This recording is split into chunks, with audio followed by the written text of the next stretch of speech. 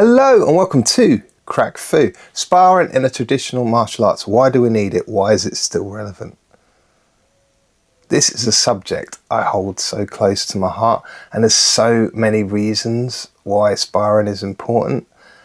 In fact, I've tried to record this video so many times over the last 3 or 4 years, including last night, and then when I listen back to it, I go off on so many tangents. I struggle myself to keep track of where I'm at. So I'm going to try and split it up into 2-3 videos. This video is the main reason we spar. What is the main reason for sparring? It is to test our ability to use our martial arts against resistance. That's it, it's that simple. Now,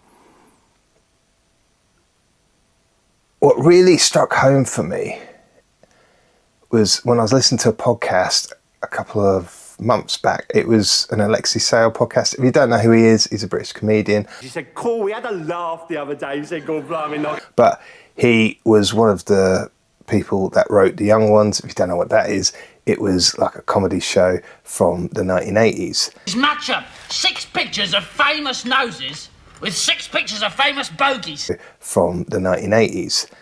And he was talking on this podcast with a woman that was also responsible for that TV show. And they both practice Chinese martial arts. Alexei Sale practices White Crane Kung Fu and Chen style Tai Chi.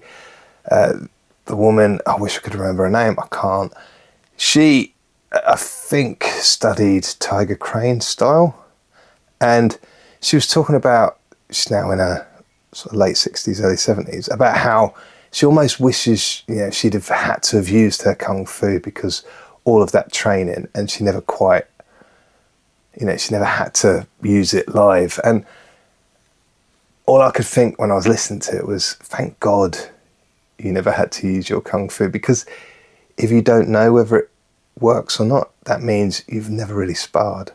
And the chances are, if you haven't sparred, the level of training that you've received is nowhere near good enough to have been able to use it against an attacker, against a fully resisting opponent.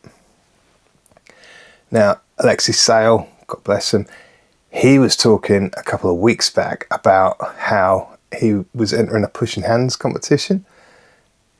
And last week he was talking about how he went into this competition. It was against a guy in his 70s, and how he got thrown around. He suddenly realised he wasn't anywhere near the sort of level that he thought he was.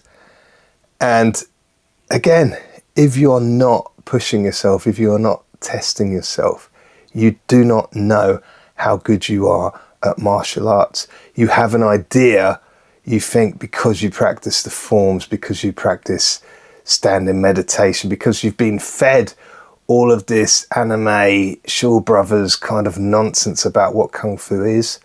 You think at the time that you need to use it, it's all just going to come to you in some movie kind of fight scene. It's never going to happen. You need to spar. What sparring does is it shows you what level you're at. What sparring does is it shows you if the skills that you have learnt are able to be used against resisting opponents. If you can't spar against somebody in class successfully, you are never going to be able to use your martial arts against somebody who's really trying to attack you with full-on intent. It's just not going to happen. Who should spar? Everybody should spar. Everybody who can. If you are too infirm, if you've got too many injuries, if you've got health complications that mean you can't, if you're mentally not able to take part in it, if the anxiety is too much for you, if it's just something you can't cope with, don't spar. But understand that for those that can spar, they will be unlocking such a higher knowledge of what their martial arts entails than you ever can through not sparring. In terms of levels, I'm going to cover it a bit more in depth in another video, but you shouldn't be thrown into sparring in the deep end. You shouldn't be put with somebody that competes, that is going to be throwing like quite forcefully at you. I remember my first ever wasn't my first sparring, but it was the first time I'd been asked to spar by Dan Dockett with one of his students. It was back when he was still in Crystal Palace, I think. And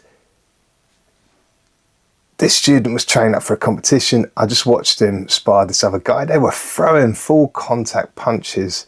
Neither of them had shin guards on, they had boxing gloves, no mouth guards. And Dan came up to me and went, "Do you fancy giving him a go?" And I chickened out of it.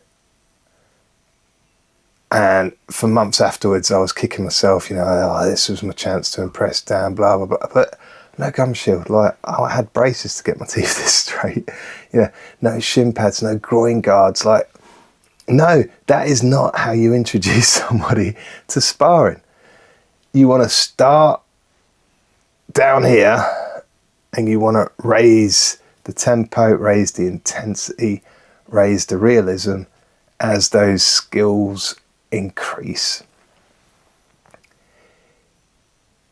There's lots of talk in the martial arts community about how sparring should be playful, how you should never go full on in sparring. I disagree to an extent, also agree to an extent. It's,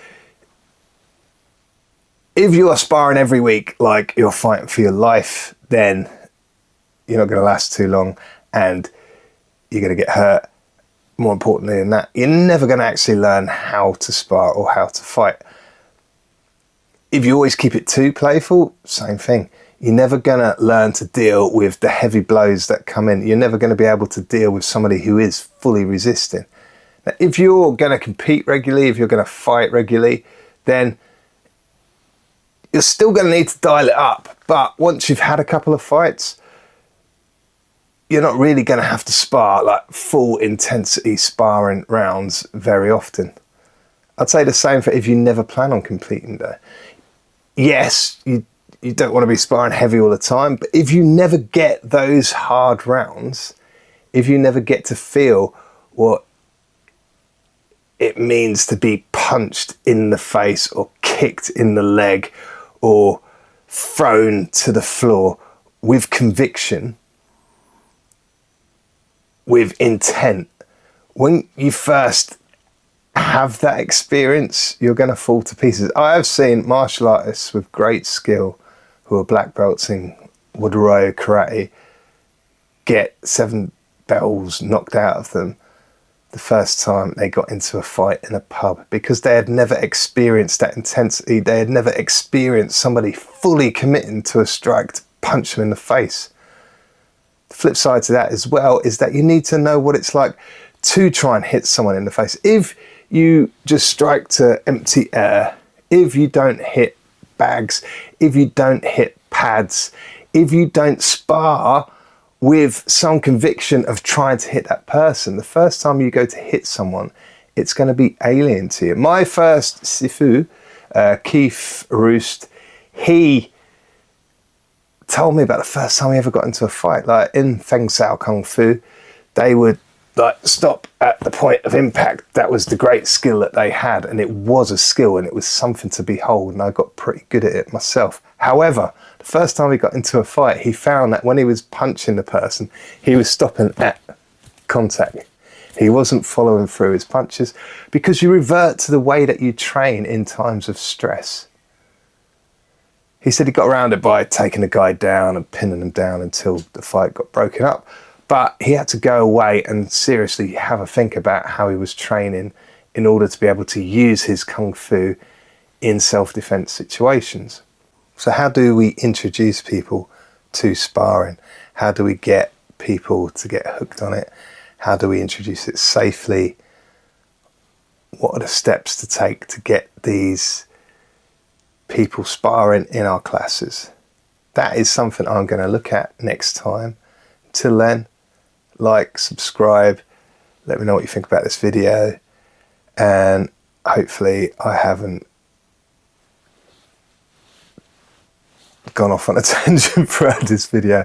Catch you next week, where we will look at bringing in sparring to traditional kung fu or any type of traditional martial arts class. Catch you soon.